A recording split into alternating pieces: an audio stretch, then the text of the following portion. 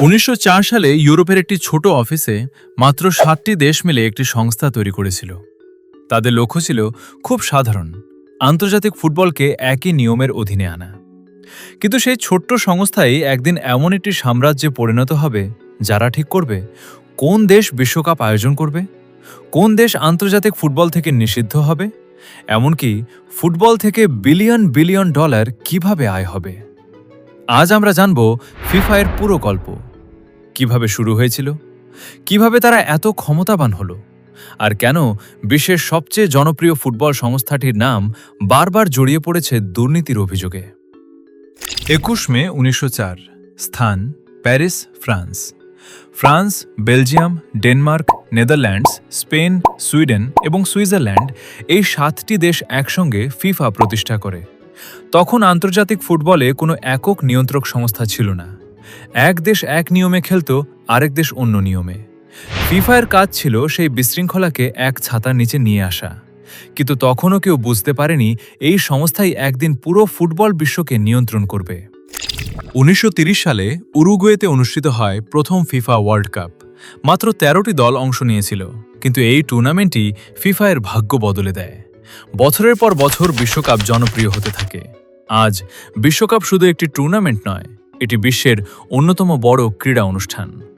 প্রতি ৪ বছর পর পর পুরো পৃথিবী যেন কয়েক সপ্তাহের জন্য একই খেলায় মেতে ওঠে, আর এই জনপ্রিয়তার সঙ্গে বাড়তে থাকে ফিফা এর আয়, প্রভাব এবং ক্ষমতা। আজ ফিফা শুধু ফুটবল পরিচালনা করে না, এটি একটি বিশাল ব্যবসায়ী প্রতিষ্ঠানও। বিশ্বকাপের টিভি সম্প্রচার অধিকার, বিশ্বখ্যাত স্পন্সর, টিকিট বিক্রি, লাইসেন্সিং সব মিলিয়ে প্রতি বিশ্বকাপে বিলিয়ন ডলার আয় হয়। এই কারণেই বিশ্বকাপ আয়োজনে অধিকার পাওয়ার জন্য দেশগুলোর মধ্যে তীব্র প্রতিযোগিতা দেখা যায়। কারণ এটি শুধু ফুটবল নয়, এটি অর্থনীতি, পর্যটন এবং আন্তর্জাতিক মর্যাদারও প্রশ্ন।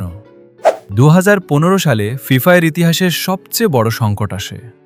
সুইজারল্যান্ডের একটি বিলাসবহুল হোটেলে অভিযান চালিয়ে গ্রেপ্তার করা হয় ফিফা এর একাধিক শীর্ষ কর্মকর্তাকে। অভিযোগ ছিল ঘুষ, অর্থ পাচার এবং দুর্নীতির মাধ্যমে কোটি কোটি ডলারের অবৈধ লেনদেন। এই ঘটনার পর বিশ্বজুড়ে প্রশ্ন ওঠে, বিশ্বকাপের আয়োজক নির্বাচন কি সবসময় সুষ্ঠু ছিল, নাকি পর্দার আড়ালে চলত অন্য খেলা? ফিফা পরে সংস্কারের কথা বললেও বিতর্ক কখনো পুরোপুরি থামেনি। আজ ফিফা এর সদস্য ২১১টি দেশ। তাদের সিদ্ধান্ত কোটি কোটি ফুটবল প্রেমীর জীবনে প্রভাব ফেলে।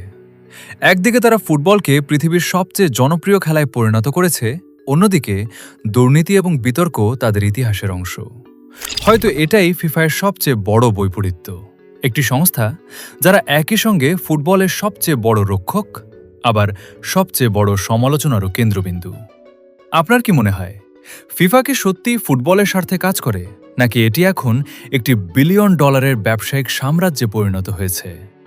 কমেন্টে আপনার মতামত জানাতে ভুলবেন না।